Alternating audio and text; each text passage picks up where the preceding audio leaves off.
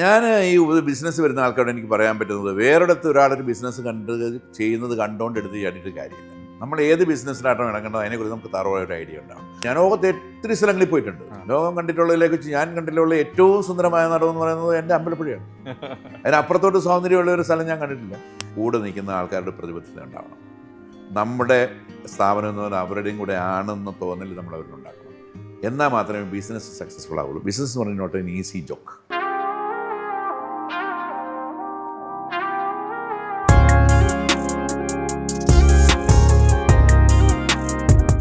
എൻ്റെ കമ്പനികളിൽ ഞങ്ങൾക്ക് 3 പ്രോഗ്രാമുണ്ട്. ഒന്ന് ഞങ്ങളുടെ കമ്പനിയുടെ ആനിവേഴ്സറി, ഒന്ന് ഞങ്ങളുടെ ക്ലബിൻ്റെ ഓണ പ്രോഗ്രാം, പിന്നൊന്ന് ഞങ്ങളുടെ ആനുവൽ സ്പോർട്സ്. ഇവിടെയൊക്കെ നമ്മൾ ആടി തിമിർക്കും. ഇതൊരു പ്രശ്നമില്ല. ഇനിയിപ്പോൾ വരാൻ പോകുന്നത് ഓണം സെപ്റ്റംബർ 6 ഞങ്ങളുടെ ഓണ പ്രോഗ്രാമാണ്. അപ്പോൾ അത് നമ്മുടെ എല്ലാ പിള്ളേരുടെയും കലാപരമായ എല്ലാ പാട്ടും കൂത്തും ഡാൻസും എല്ലാം ഉണ്ട്. അത് നമ്മൾ പ്രൊമോട്ട് ചെയ്യുന്നതാണ്. അപ്പോൾ അതൊക്കെയാണ് ഈ ആൾക്കാർക്ക് നമ്മുടെ കൂടെ നിൽക്കാനുള്ള താല്പര്യം. മനസ്സിലായില്ലേ? നമ്മുടെ ഒരു കോളേജ് പഠിച്ച നമ്മുടെ ഒരു യൂണിവേഴ്സിറ്റി യൂത്ത് ഫെസ്റ്റിവൽ നമ്മൾ എന്തുമാത്രം പ്രാധാന്യം കൊടുക്കും. അതുപോലെയാണ് നമ്മുടെ സ്റ്റാഫും ഈ പ്രോഗ്രാംസിനൊക്കെ പ്രാധാന്യം കൊടുക്കുന്നത്. പിന്നെ എൻ്റെ ഈ ക്ലബ്ബ് എന്ന് പറയുന്നത് വളരെ സക്സസ്ഫുള്ളായിട്ട് ഞാൻ ഇംപ്ലിമെൻറ്റ് ചെയ്തൊരു പോളിസിയാണ്. അവിടെ ഞങ്ങൾ ഈ പ്രോഗ്രാമിന് തന്നെ ഞങ്ങൾ ഇവിടുത്തെ ജോലി ചെയ്യുന്ന 10 പേരൻസിനെ കൊണ്ടുവരും. നമ്മുടെ കൂടെ ജോലി ചെയ്യുന്ന 3000 നമുക്ക് സാലറി താഴെയുള്ള പേരൻസിനെ, എംപ്ലോയീസിൻ്റെ പേരൻസിനെ 10 പേരെ നമ്മളോട് കൊണ്ടുവരും. ഒരാഴ്ച നമ്മളിവിടെ നിർത്തും. ഈ ഓണ പ്രോഗ്രാമിന് അവർ വരും. വരുമ്പോൾ അവരെ നമ്മളവിടെ ആദരിക്കും. അവർക്ക് നമ്മളൊരു സ്വർണ്ണ കോയിൻ കൊടുക്കും, ഒരു ഗോൾഡ് കോയിൻ, 1 പവൻ്റെ ഒരു കോയിൻ കൊടുക്കും. അവർ നമ്മൾ 7 ദിവസം എടുത്ത് ഏതെങ്കിലും സ്റ്റാർ ഹോട്ടലിൽ താമസിപ്പിക്കും. എന്നിട്ട് അവരെയും കൊണ്ട് നമ്മൾ ഈ UAE എല്ലാ സ്ഥലങ്ങളും ചുറ്റി നടന്ന് നമ്മുടെ വണ്ടി എടുത്തവരെ കൊണ്ടുപോയി കാണിക്കും. അത് എല്ലാ മക്കൾ ജോലി ചെയ്യുന്ന എല്ലാ കമ്പനികളും അവർ ജോലി ചെയ്യുന്ന പണി എന്താണെന്ന് അവരെ കാണിക്കും. ഇതൊക്കെ കഴിഞ്ഞിട്ട് അവർ തിരിച്ചു പോകും. അങ്ങനെ ചെയ്യാറുണ്ട്. അപ്പം അത് ഈ ഓണ പ്രോഗ്രാമിൻ്റെ ഒരു ഭാഗമായിട്ട് നടക്കുന്നൊരു കാര്യമാണ്. അതുകൊണ്ടൊക്കെ ഒത്തിരിയും ഗുണം നമുക്ക് ബിസിനസ് പരമായി തന്നെ ഉണ്ട്. മനസ്സിലായില്ലേ? ഈ പിള്ളേരൊക്കെ ഇവിടുന്ന് വിട്ടുപോകുന്ന പറഞ്ഞാൽ അവൻ്റെ അച്ഛനും അമ്മയും ചീത്ത വിളിക്കുവാനെ. നീ എങ്ങോട്ടാണ് പിന്നെ പോകുന്നതെന്ന് ചോദിക്കും. മനസ്സിലായില്ലേ? അപ്പോൾ അത്രയും നമ്മൾ ആൾക്കാരുമായിട്ട് ഇൻവോൾവ് ചെയ്യും. പിന്നെ ഞങ്ങളുടെ ഈ ക്ലബ്ബ് ഉണ്ടാക്കിയിരിക്കുന്നത് പറഞ്ഞാൽ ഒരാൾ ഒരു മാസം ഒരു നിശ്ചിത തുക അവർക്ക് ആ ക്ലബ്ബിൽ ഡെപ്പോസിറ്റ് ചെയ്യാം വേണമെങ്കിൽ. ഇപ്പം ഞാനത് കഴിഞ്ഞ ഒരു കൊല്ലമായിട്ട് നിർത്തി, ഡെപ്പോസിറ്റ് ചെയ്യേണ്ടെന്ന് പറഞ്ഞിട്ടുണ്ട്. ഇപ്പം തന്നെ എൻ്റെ 3-5 ബില്യൺ ഡെപ്പോസിറ്റ് കിടക്കുക. അപ്പോൾ ഈ ആൾക്കാർക്കൊന്നും ബാങ്കിൽ പോയി ലോൺ എടുക്കേണ്ട ആവശ്യമില്ല. അപ്പോൾ അവർക്ക് ആവശ്യമുള്ള വീട് വെക്കാനാണെങ്കിലും ഒക്കെയുള്ള കാശ് എത്രയാണെന്ന് വെച്ചാൽ ഈ ബാങ്കിൽ നിന്ന് പലിശയില്ലാതെ ലോൺ എടുക്കാം. ലോൺ എടുത്തതിന് ശേഷം ഒരു 3 കൊല്ലം കൊണ്ടോ 2 കൊല്ലം കൊണ്ടോ 5 കൊല്ലം കൊണ്ടോ അവരടച്ച് തീർത്താൽ മതി. അപ്പോൾ അവർക്കൊരു വീടാവും.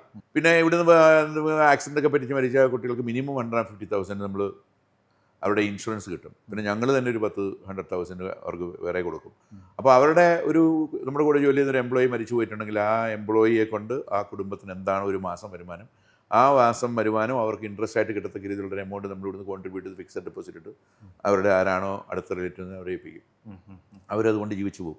ഈ ആളിൻ്റെ വേർവിടൽ കൊണ്ട് ആ കുടുംബത്തിനൊരു പ്രശ്നം ഉണ്ടാവില്ല. ആ രീതി നമ്മളവരെ പ്രൊട്ടക്റ്റ് ചെയ്യും. അപ്പോൾ അങ്ങനെ ഈ 3 കാര്യങ്ങൾ നമ്മൾ ഇതിൻ്റെ പാരലായിട്ട് ചെയ്തു പോകുന്നുണ്ട്. എങ്ങനെയാണ് ഇതിലേക്ക് റിക്രൂട്ട് ചെയ്യുന്നത്? റിക്രൂട്ട്മെൻറ്റ് നോർമലി ഏജൻസാണ് ചെയ്യുന്നത്. പിന്നെ നമ്മൾ ഞാൻ ചെന്നാൽ എന്നെ കാണാൻ ഒരു 10-50 പേര് ജോലി ചോദിച്ച് തന്നെ വരും. അപ്പോൾ അങ്ങനെ വരുന്നവരാണ് നമ്മൾ കുറേ പേരെയൊക്കെ കൊണ്ടുവരും, കുറേ പേരൊക്കെ നിൽക്കും, കുറേ പേര് 2-3 കൊല്ലം കഴിയുമ്പോൾ പോവും, പിന്നെയും വേറെ ആൾക്കാർ വരും. അതൊക്കെ എല്ലാ വർഷവും ഒരു 10-45 എഞ്ചിനീയേഴ്സിനെ ഞാൻ നാട്ടിൽ നിന്ന് കൊണ്ടുവരാറാണ്. അതിനകത്തൊരു 5-6 പേരൊക്കെ നിൽക്കും, ബാക്കിയുള്ളവർ പോവും. പക്ഷെ അവരും രക്ഷപ്പെട്ട് പോവും. പോകട്ടെ നമ്മൾ വിചാരിക്കും. അപ്പോൾ അത്രയും അവർക്കും എക്സ്പീരിയൻസ് ആകും. ഞാൻ എപ്പോഴും കമ്പനികൾ ഡെവലപ്പ് ചെയ്യുന്നതിൽ കാണിക്കുന്ന താല്പര്യം എന്ന് പറയുന്നത് എൻ്റെ പ്രോഡക്റ്റ് ക്വാണ്ടിറ്റി കൂട്ടുക എന്നുള്ളതിനേക്കാൾ കൂടുതൽ എനിക്ക് കുറേ പേരെ എംപ്ലോയ് ചെയ്യാൻ പറ്റുന്നു. ഞാൻ എപ്പോഴും കൂടുതൽ ഇമ്പോർട്ടൻസ് കൊടുക്കുന്നത് എംപ്ലോയ് ചെയ്യാൻ പറ്റുന്നുള്ള. നമ്മുടെ ജീവിതത്തിൽ ഒരു വലിയ അച്ചീവ്മെൻ്റ് എന്ന് പറയുന്നത് എന്താണ്? നമ്മളോടൊരാളൊരു കാര്യം എന്ന് പറഞ്ഞാൽ അത് ചെയ്യാൻ പറ്റുന്ന അവസ്ഥയിലോട്ട് നമ്മളെ കൊണ്ട് എത്തിച്ച ഒരു സിറ്റുവേഷൻ ഉണ്ട്. ആ സിറ്റുവേഷൻ നമ്മൾ എത്തിച്ചത് ദൈവം തമ്പുരാനാണ്. എത്ര പേർക്ക് ഒരു കാര്യം എന്ന് പറഞ്ഞാൽ ചെയ്തു കൊടുക്കാൻ പറ്റും? നമ്മുടെ ലെവലിൽ എൻ്റെ അടുത്ത് വന്നിട്ടൊരു കാര്യം ചെയ്യണമെന്ന് പറഞ്ഞാൽ എനിക്ക് ചെയ്യാൻ പറ്റാത്തതായിട്ടുള്ള ഒരു കാര്യമാണെന്ന് എനിക്ക് തോന്നില്ല. മനസ്സിലായില്ലേ? അപ്പോൾ എന്താണ് നമുക്ക് ചെയ്യാൻ പറ്റുന്നൊരു സാഹചര്യം? നമ്മൾ കെട്ടിപ്പടുത്തിരിക്കുന്നത് നമ്മുടെ സ്ഥാപനം തന്നെയാണ് എൻ്റെ സപ്പോർട്ട്. ആ സ്ഥാപനം എങ്ങനെ ഇങ്ങനെ വളർന്നു? നമ്മുടെ ദൈവം തമ്പുരാൻ്റെ നമ്മുടെ പ്രയത്നം കൊണ്ടൊന്നും നമ്മൾ പ്രയത്നിച്ചാലത് വളരണമെന്ന് നിർബന്ധമൊന്നുമില്ല.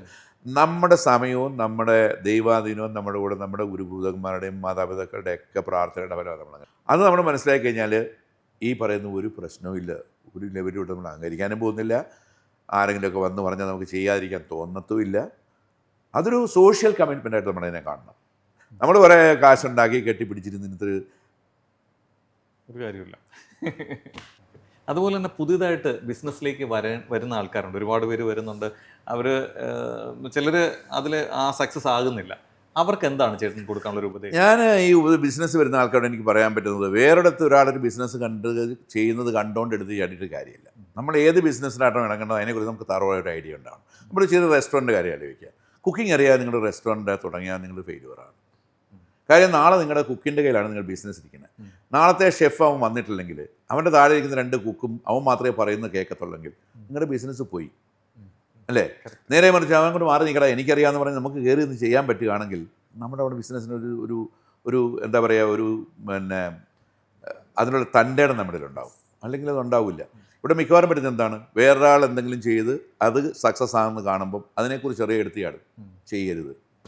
അല്ലെങ്കിൽ അതിൻ്റെ എവിടെയെങ്കിലും അതിനെക്കുറിച്ചൊന്ന് പഠിച്ച് എവിടെയെങ്കിലും പോയി അതിനെക്കുറിച്ച് കൂടെ നിന്ന് വർക്ക് ചെയ്ത് കുറച്ച് കാലെങ്കിലും എന്തെങ്കിലും എന്താണെന്ന് അതിൻ്റെ ബേസിക്കെങ്കിലും അറിയാം ഒരു ബിസിനസ് എടുത്ത് ചാടരുത്. പിന്നെ നമ്മുടെ കൂടെ നമ്മളൊരു ബിസിനസ് മറ്റുള്ളവനെ കണ്ട് കോപ്പി ചെയ്യാൻ പോയി കഴിഞ്ഞാൽ അത് സക്സസ്ഫുൾ ആയിക്കണമെന്ന് യാതൊരു നിർബന്ധവുമില്ല. അത് അവൻ്റെ സമയം കൂടെ ചേർത്താൽ എപ്പോഴും ബിസിനസ് എന്ന് പറയുന്നത് അങ്ങനെയാണ്. നമ്മുടെ കോൺട്രിബ്യൂഷനും ദൈവത്തിൻ്റെ സപ്പോർട്ടും ഇത് രണ്ടും കൂടി ഇല്ലെങ്കിൽ ബിസിനസ് ഒരു കാലത്തും വിജയിക്കുക. നിങ്ങൾക്കൊരു എംപ്ലോയി ആയിട്ട് എവിടെ വേണം ജോലി ചെയ്യാം, ജോലി ചെയ്യാതെയൊക്കെ കാശ് വാങ്ങിക്കാം. പക്ഷേ ബിസിനസ് ഇറങ്ങുമ്പോൾ ചെയ്യേണ്ടതെന്ന് അറിയാമോ, ആദ്യം ദൈവാധീനം ഉണ്ടാക്കണം, കൂടെ നിൽക്കുന്ന ആൾക്കാരുടെ പ്രതിബദ്ധത ഉണ്ടാവണം. നമ്മുടെ സ്ഥാപനം എന്ന് പറഞ്ഞാൽ അവരുടെയും കൂടെ ആണെന്ന തോന്നൽ നമ്മൾ അവരിലുണ്ടാക്കണം. എന്നാൽ മാത്രമേ ബിസിനസ് സക്സസ്ഫുൾ ആവുള്ളൂ. ബിസിനസ് എന്ന് പറഞ്ഞാൽ നോട്ട് എൻ ഈസി ജോക്ക് അല്ലേ? അതങ്ങനെ എല്ലാവർക്കും ഒന്നും പറഞ്ഞിട്ടുള്ളതൊന്നുമല്ല. പിന്നെ അച്ഛനും അമ്മയൊക്കെ ഉണ്ടാക്കുന്ന ബിസിനസ് കണ്ടിന്യൂ ചെയ്ത് പോകുന്നതും നമുക്ക് കാണാൻ നശിപ്പിച്ചിരിക്കുന്നത്. പിന്നെ ഇതൊന്നും ഇല്ലാതെ അച്ഛൻ നശിപ്പിച്ചിരിക്കുന്ന ബിസിനസ് മക്കൾ നടത്തിക്കൊണ്ടുവന്നിരിക്കുന്ന ബിസിനസ് നമുക്ക് കാണാം. നമുക്ക് പല രീതിയിലും ഇത് കാണാം. ഈ ബിസിനസ് എന്ന് പറയുമ്പോൾ അങ്ങനെ ഒരു പ്രത്യേകതയുണ്ട്. നമ്മൾ മറ്റുള്ള ഒരു സാധാരണ ഗവൺമെൻറ് ഉദ്യോഗസ്ഥനെ പോലെ ജോലി ചെയ്യുന്നതിനോ അല്ലെങ്കിൽ നമ്മുടെ പിതൃക്കന്മാരുണ്ടാക്കുന്നതിനെ കൊണ്ട് എൻജോയ് ചെയ്യുന്നതിനോ ഒന്നും അല്ല കാര്യം. നമ്മൾ അതിൻ്റെ ബേസിക് തത്വം എന്താണെന്ന് മനസ്സിലാക്കി അതിനെ എങ്ങനെ കൊണ്ടുപോകണമെന്നുള്ള ക്ലിയർ ആയിട്ടൊരു വിഷനുള്ള ഒരാളിന് മാത്രമേ ബിസിനസ് സക്സസ്ഫുൾ ആവുള്ളൂ. അങ്ങനെയുള്ളവർ മാത്രമേ അതിന് പോകാവൂ. അല്ലെങ്കിൽ നല്ലൊരു ബിസിനസ്സിൻ്റെ കൂടെ കയറി നിന്നവരുടെ കൂടെ ഇൻവെസ്റ്റ് ചെയ്ത് അറിയാവുന്നതിനോട് പോയി ഇൻവെസ്റ്റ് ചെയ്യും. അവൻ അതിൻ്റെ പിന്നെ അവനുമായിട്ടൊരു റിലേഷൻ മെയിൻറ്റെയിൻ ചെയ്യാൻ അറിയണം. പിന്നെ അവൻ ചെയ്യുന്നതിനൊക്കെ അവൻ്റെ കുറേ സംശയം കൊണ്ട് നടന്നാൽ ഒരു പ്രയോജനം ഉണ്ടാവില്ല, മനപ്രയാസം ഉണ്ടാകുന്നുണ്ടായിരുന്നു. അപ്പം കുറേ കഴിയുമ്പോൾ വിട്ടുമാറും. അപ്പോൾ അതൊക്കെയാണ് എനിക്ക് പറയാനുള്ളത്. ഒത്തിരിയും ആലോചിച്ചിട്ട് വേണം ബിസിനസ്സോട്ട് എടുത്ത് ചാടാൻ. പിന്നെ ഒരു സാമ്പത്തികമായി നല്ലൊരു ഭദ്രത ഉണ്ടെങ്കിൽ മാത്രമേ ഇതിന് പോകാവൂ. സാമ്പത്തികമായ ഭദ്രതയെ എങ്ങനെ മെയിൻറ്റെയിൻ ചെയ്യുവാൻ അറിയാമെങ്കിൽ മാത്രമേ ഇതിനകത്ത് പോകാവൂ. അത്രയും സമയം നമുക്ക് ഇതിനകത്ത് ചിലവാക്കാമെങ്കിൽ ഇതിനകത്ത് പോകാവൂ. ഇതിനകത്ത് കയറി ഒന്ന് വളർന്നു വരുമ്പം വല്ലവനെ ഏൽപ്പിച്ചിട്ട് കറങ്ങി നടക്കാനാണ് ഇതിനകത്ത് പോകരുത്. ഒത്തിരി ബിസിനസ്സുകാരന്മാരെല്ലാം ഫെയിലായിരിക്കുന്നത് നമ്മൾ നോക്കിയാൽ കാണാം. കുറേ കഴിയുമ്പം ഒരു വലിയ CEO കൊണ്ടുപോകും. പിന്നെ അവൻ പറയുന്ന പോലെ കാര്യങ്ങൾ പോകും. പിന്നെ അവൻ നമ്മൾ പറയുന്നത് കേൾക്കാതാവും. അങ്ങനെ പല രീതിയിലും നമ്മൾ ഒത്തിരി ബിസിനസ് പൊളിഞ്ഞിട്ടും നന്നായിട്ടുള്ളതൊക്കെ നമ്മൾ കണ്ടിട്ടുണ്ട്. പക്ഷേ എന്താണ്, നമുക്ക് അവിടെ 100% വളരെ സിൻസിയറായിട്ട് നമ്മുടെ കണ്ണിൻ്റെ മുമ്പിൽ കൺട്രോൾ ചെയ്യാൻ പറ്റുന്ന കൺട്രോളിൽ ബിസിനസ്സിനെ വളർത്താവും. ഞാനൊക്കെ എനിക്കെന്ന് തോന്നുന്നത് ഞാനിപ്പോഴും ഇത്രയും ബിസിനസ് ചെയ്യുന്നുണ്ടെങ്കിലും എനിക്ക് എൻ്റെ വൈഫുമായിട്ടും ഷാർജ മീൻ മാർക്കറ്റിൽ പോയി മീൻ വാങ്ങിക്കാനുള്ള ഒരു മനസ്സിപ്പോഴും ഉണ്ട്. I use to do that. എനിക്കിന്ന് വൈകുന്നേരം കപ്പ തിന്നണമെന്ന് തോന്നിയാൽ ഞാൻ എൻ്റെ വൈഫുമായിട്ട് പോയി കപ്പ വാങ്ങിച്ച് വീട്ടിൽ കൊണ്ടുവന്ന് ഞങ്ങൾ ഒന്നിച്ചിരുന്ന് വേവിച്ച് കഴിക്കാനുള്ള ഒരു ലെവലേ ഞാൻ എന്നെ വളർത്തിയിട്ടുള്ളൂ. എൻ്റെ മനസ്സിനെ ഞാൻ അപ്പുറത്തോട്ട് വളർത്തിയിട്ടില്ല. ഞാൻ അതല്ല, പിന്നെ ഞാൻ ആ ലെവലൊക്കെ കഴിഞ്ഞു പോയി. ഞാൻ ഈ 40 പേരിരിക്കുന്ന ഡൈനിങ് ടേബിളിൻ്റെ ഒരടുത്ത് ഇരുന്ന് ഞാനും ആഹാരം കഴിക്കുകയുള്ളൂ, എൻ്റെ കൂടെ ആഹാരം കഴിക്കണം 40 പേരോണെന്ന് പറഞ്ഞ് ഇന്ത്യയിലൊന്നുള്ള രീതിയിലൊന്നും ഞാൻ എൻ്റെ ജീവിത രീതി ഞാൻ വളർത്തിയിട്ടില്ല. എനിക്ക് വളരെ കൺട്രോളായിട്ടുള്ളൊരു ജീവിത രീതി തന്നെയാണ് ഉള്ളത്. എങ്ങനെയാണോ ഒരു സാധാരണ മനുഷ്യൻ ജീവിച്ചു കൊണ്ടിരുന്നത് തന്നെ ഞാൻ എൻ്റെ ജീവിതം ഇപ്പോഴും മുമ്പോട്ട് കൊണ്ടുപോകണം. അതുകൊണ്ട് എന്തൊരു സുഖമുണ്ട് രാവിലെ അല്ലേ? വളരെ ഹാപ്പി ആയിട്ട് പോകും. നമുക്ക് ഇൻട്രാക്ഷൻ ഉണ്ട്. ഞാൻ രാവിലെ കാപ്പിടിക്ക് ഇറങ്ങിയ എൻ്റെ മക്കളിൻ്റെ കൂടെ വന്നിരിക്കും, എൻ്റെ കൊച്ചുമക്കളിൻ്റെ കൂടെ വന്നിരിക്കും, എൻ്റെ ഭാര്യ വന്നിരിക്കും, എൻ്റെ ജോലിക്കാരി ഞങ്ങൾ വർത്താനം പറഞ്ഞ് കേട്ടുകൊണ്ട് നിൽക്കും. ഇതൊക്കെ അതൊരു ഹോംലി ഫീലിംഗ് ആണ്. അവിടെ അതിനപ്പുറത്തോട്ട് മാറി ഞാൻ വരുമ്പോൾ എനിക്ക് സെപ്പറേറ്റ് ഒരു ഡൈനിങ് ഹാളിൽ ഞാൻ മാത്രം ഇരുന്ന്, അല്ലെങ്കിൽ എൻ്റെ ഫ്രണ്ട്സ് വന്നിരുന്നു, അല്ലെങ്കിൽ എനിക്ക് എൻ്റെ ബിസിനസ് വിസിറ്റേഴ്സ് വന്നിരുന്നു ആഹാരം കഴിക്കുന്ന എനിക്കില്ല. അങ്ങനെ ഞാൻ പോകത്തില്ല. അങ്ങനെയൊന്നും ഞാൻ എൻ്റെ ജീവിതത്തിൻ്റെ എൻ്റെ പേഴ്സണൽ ലൈഫിനെ ഞാൻ ഒരിക്കലും എൻ്റെ കൺട്രോളിനപ്പുറത്തോട്ട് ഞാൻ കൊടുത്തിട്ടില്ല. വളരെ ഡെഡിക്കേറ്റഡ് ആയിട്ട് അങ്ങനെ തന്നെ പോക്കാണ്. എനിക്കതുകൊണ്ട് ഷാർജ മീൻ മാർക്കറ്റിൽ പോയി ഞാനും എൻ്റെ ഭാര്യയും കൂടെ രാവിലെ വണ്ടി ഓടിച്ച് പോയിട്ട് അവിടെ പോയി മീൻ വാങ്ങിച്ച് അവിടെ നിന്ന് ക്ലീൻ ചെയ്യിച്ച് വീട്ടിൽ കൊണ്ടുവന്ന് കുക്ക് ചെയ്ത് കഴിക്കാനുള്ള സ്വാതന്ത്ര്യം ഇപ്പോഴും ഉണ്ട്. അതിൻ്റെ ടേസ്റ്റും അതിന് വേറെയാണ്. അപ്പം അത് നമ്മൾ മെയിൻറ്റെയിൻ ചെയ്യുന്നത് നമ്മുടെ പേഴ്സണൽ ലൈഫാണ്. നമ്മുടെ പേഴ്സണൽ ലൈഫ് ഒരിക്കലും ബിസിനസ്സിലോട്ട് കൊണ്ടുപോകരുത്. ഞാൻ ഇടയ്ക്ക് നമ്മുടെ നസീർ വെളിയിലുമായിട്ട് ഇടയ്ക്ക് ഇരിക്കുകയും സംസാരിക്കുകയും ചെയ്തായിരുന്നു. അപ്പോൾ ചേട്ടനെക്കുറിച്ച് സംസാരിച്ച്, അപ്പം അദ്ദേഹം എൻ്റെ ഒരു ജ്യേഷ്ഠനാണ് എന്ന രീതിയിലാണ് സംസാരിച്ചത്. വളരെ ക്ലോസ് ആണ്. എങ്ങനെയാണ് ഇടയ്ക്ക് അവിടെ പോയി പാട്ടൊക്കെ പാടും? പാടും. നസീർ ഞാനൊരു പാട് പാടിയിട്ടുണ്ട്. അതൊക്കെ നമ്മുടെ ഒരു അതൊക്കെ നമുക്ക് ഇപ്പോഴും മെയിൻറ്റെയിൻ ചെയ്യാൻ പറ്റുന്നത് എന്തുകൊണ്ടാണെന്നറിയാമോ? നമ്മൾ ബിസിനസ്സായിട്ട് നമ്മുടെ ജീവിതമായിട്ട് തലനിർച്ച് കൊണ്ടുപോകുന്നതുകൊണ്ടാണ്. നമ്മുടെ ഫ്രണ്ട്സിനെ നമ്മുടെ ഫ്രണ്ട്സായിട്ട് കാണുന്നതുകൊണ്ടാണ്. അല്ലാതെ ബിസിനസ് പരമായുള്ള ഫ്രണ്ട്ഷിപ്പ് എനിക്ക് വളരെ കുറവാണ്. എൻ്റെ ബിസിനസ്സുകാരുമായിട്ടുള്ള ഫ്രണ്ട്ഷിപ്പിനോടുള്ള എൻ്റെ ആറ്റിറ്റ്യൂഡ് വളരെ വ്യത്യസ്തമാണ്. അപ്പോൾ എൻ്റെ എല്ലാ രീതികളിലും ഞാൻ എപ്പോഴും എൻ്റെ ജീവിതത്തിൽ രണ്ടായി തിരിച്ചിരിക്കുന്ന ആളാണ്. എൻ്റെ പേഴ്സണൽ ലൈഫ് എൻ്റെ മൈ ബിസിനസ് ലൈഫ്. പിന്നെ എൻ്റെ എംപ്ലോയീസ് എന്ന് പറയുന്നത്, എൻ്റെ ഫ്രണ്ട്സ് എന്ന് പറയുന്നത് കൂടുതലും ഇപ്പോൾ എൻ്റെ കൂടെ ജോലി ചെയ്യുന്ന വർക്കേഴ്സാണ് എൻ്റെ ഫ്രണ്ട്സ്. ഞാൻ എൻ്റെ പേഴ്സണൽ കാര്യങ്ങളൊക്കെ ഷെയർ ചെയ്യുന്നു എൻ്റെ കൂടെ ജോലി ചെയ്യുന്ന ആൾക്കാരോടാണ്. അതുകൊണ്ടൊക്കെ തന്നെ നമുക്കൊരു നമ്മുടെ ഓഫീസിൽ വന്നിട്ട് ഒരു ഹോമിൽ എടി എന്ന് ഞാൻ ഒരു പെണ്ണാണ് ഞാൻ വിളിക്കുള്ളൂ, എടാ എന്ന് ഞാൻ അവനെ വിളിക്കുകയുള്ളൂ. എന്ന് പറഞ്ഞാൽ എൻ്റെ മോനെയും ഞാൻ എങ്ങനെയാണ് വിളിക്കുന്നത്? അതുപോലെ തന്നെ എൻ്റെ എംപ്ലോയീസിനെയും. ഇപ്പോൾ നിങ്ങൾക്ക് ഇവിടെ നിന്ന് കാണാം, എൻ്റെ ഇപ്പോൾ ഇവിടുന്ന് വിളിച്ച് അമിത് എന്തിയടി എന്ന് ഞാൻ ചോദിക്കത്തുള്ളൂ. അപ്പോൾ അങ്ങനെയാണ്. അതുകൊണ്ടൊരു ഒരു ഇൻറ്റിമസി എന്ന് പറയുന്ന ഒരു സാധനം നമുക്ക് വില. നമ്മുടെ ഒരു കുടുംബമാണ് കമ്പനി എന്ന് പറയുന്നത്. One family. അല്ല, കുറേ ആൾക്കാരെ ഹരിയേട്ടൻ പല രീതിയിലും സപ്പോർട്ട് ചെയ്തിട്ടുണ്ട്. പലപ്പോഴും ഹരിയേട്ടൻ്റെ അടുത്ത് ഒരു ആവശ്യവുമായിട്ട് വരുമ്പോൾ ഹരിയേട്ടൻ ആരെയും നിരുത്സാഹപ്പെടുത്തുന്നില്ല എന്നുള്ളതാണ് സത്യം. അത് ചെയ്യാനുള്ള എങ്ങനെയാണ് അതിലൊരു മനസ്സ് വന്നത്? അതല്ലേ ഞാൻ പറഞ്ഞത്, നമ്മുടെ അടുത്തോളം എന്താ വരുന്നത്? പ്രതീക്ഷയാണ്. ആ പ്രതീക്ഷ എങ്ങനെ ഉണ്ടാവണേ? ഒരു സപ്പോർട്ട് കിട്ടും. അല്ല, സപ്പോർട്ട് ചോദിച്ചാൽ കൊടുക്കാൻ പറ്റുന്ന ഒരാളാണ്, അല്ലെങ്കിൽ വരുമോ? അതെ, കറക്റ്റ്. അപ്പം എൻ്റെ അടുത്തോട്ട് ഒരാൾ വരണമെങ്കിൽ, എന്തെങ്കിലും കിട്ടും എന്ന് പ്രതീക്ഷിച്ച് വരണമെങ്കിൽ എന്തെങ്കിലും തരാൻ എൻ്റെ ഉള്ളവനായതുകൊണ്ടാണല്ലോ.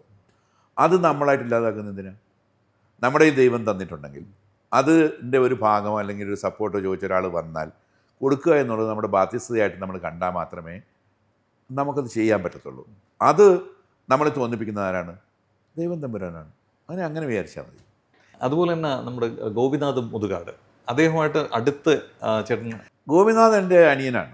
ഞാനും അദ്ദേഹമായിട്ടുള്ള ബന്ധം എന്ന് പറഞ്ഞാൽ വളരെ ക്ലോസാണ്. അദ്ദേഹത്തിന് എന്ത് കാര്യങ്ങളും എന്നോട് പറയാം. അദ്ദേഹത്തിന് എന്ത് പ്രയാസം ഉണ്ടെങ്കിലും എന്നോട് പറയും. അദ്ദേഹത്തിന് എല്ലാ കാര്യങ്ങളും നസീർ വെളിയിലും അങ്ങനെ തന്നെയാണ് കേട്ടോ.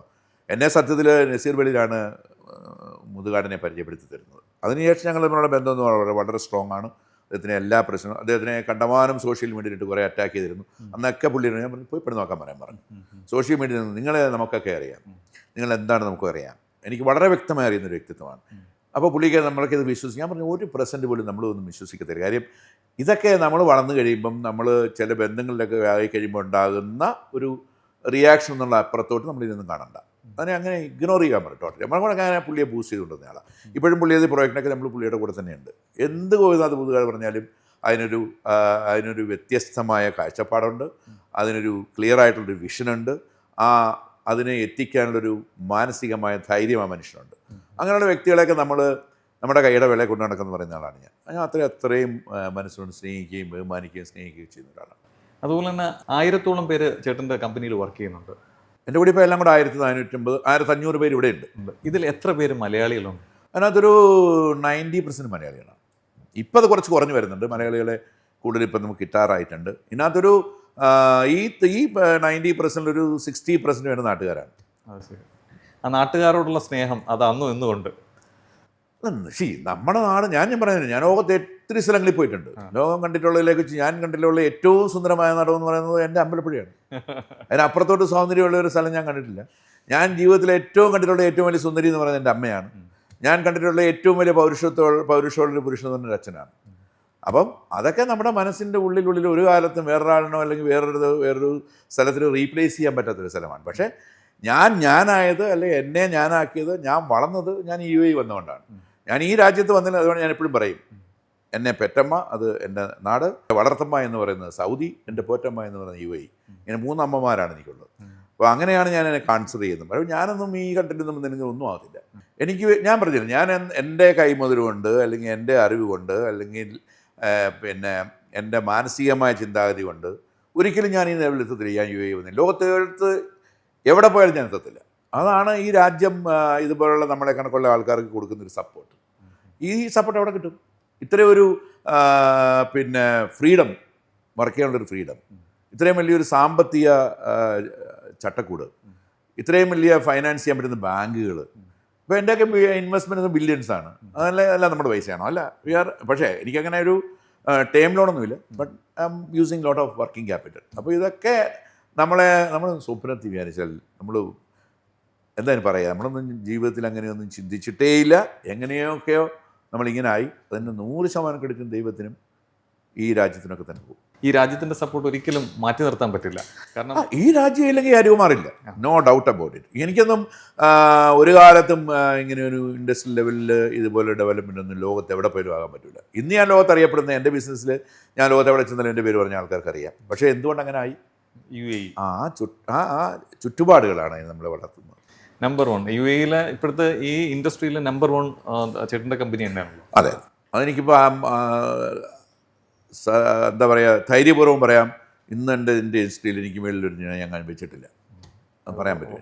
വളരെ വളരെ വളരെ നാളത്തെ പ്രയത്നത്തിൻ്റെ ഫലമാണ് ഈ നമ്പർ. എൻ്റെ കഴിഞ്ഞ ഏറെക്കുറെ 50 കൊല്ലത്തെ എൻ്റെ കഠിനാധ്വാനത്തിൻ്റെ, അല്ലെങ്കിൽ എൻ്റെ